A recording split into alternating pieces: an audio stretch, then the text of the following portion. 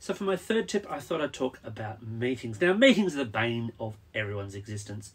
Not a lot of people enjoy meetings, but when you're forced to work from home, they take on a slightly different dimension. And this isn't just a question of the software that you use. I'm actually honestly not going to tell you to use this package or that package, because in a lot of cases, you don't have a choice anyway. It's whatever your business uses, whether that's Microsoft Teams or Zoom or Google Hangouts or WebEx or any of a number of collaborative video conferencing style utilities. Even if you do have a choice, I mean, it's worth obviously doing your research. The way that most people use these packages doesn't differ a great deal, unless you're talking really, really big meetings.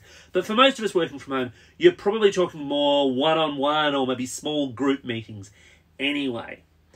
But in terms of the work from home aspect, I think there's a couple of things that you can address that you kind of miss when you're not doing those meetings in person. Obviously, it's much, much harder to read body language, but there are some things that you can do. And one of the things I'm going to suggest is when you have a meeting, dress as if you were in the office. Now, I know there's a lot of discussion around whether or not you should just spend the day in your pajamas because you're more comfortable working from home. And if, look, honestly, ordinarily, if that helps you de-stress, go for it. Not a bad idea. But maybe not when you're doing a meeting. And this isn't so much to do with professional presentation. I guess in some trades, maybe that's more important than others.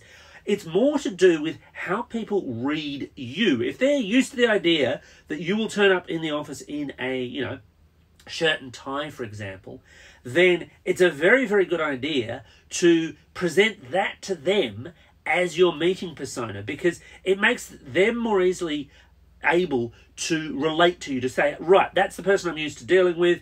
I know what the expectations are. I know even what their mood is like or how they tend to approach meetings. Whereas if you're suddenly in a Hawaiian shirt or a rabbit onesie, then they're not really going to be sure where to take you. The other really, really quick tip, and obviously this is more important as we see broadband networks struggling a bit more, is to remember to do the simple stuff like obviously muting your mic, but also potentially killing your video if it's not needed, because it can make a huge difference to the quality of your call.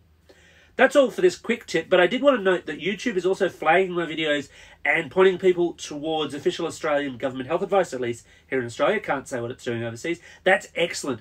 Please make sure that you're checking credible sources when you're looking for details around this pandemic, because there's so much garbage information out there. I mean, don't drink bleach. Don't take silver and think it will protect you. Don't head down the beach and just go, oh, this is only a common little cold because Alan Jones told me to. He's wrong, and you really should be getting good quality information around all of this stuff. With that small side rant over, thanks for watching.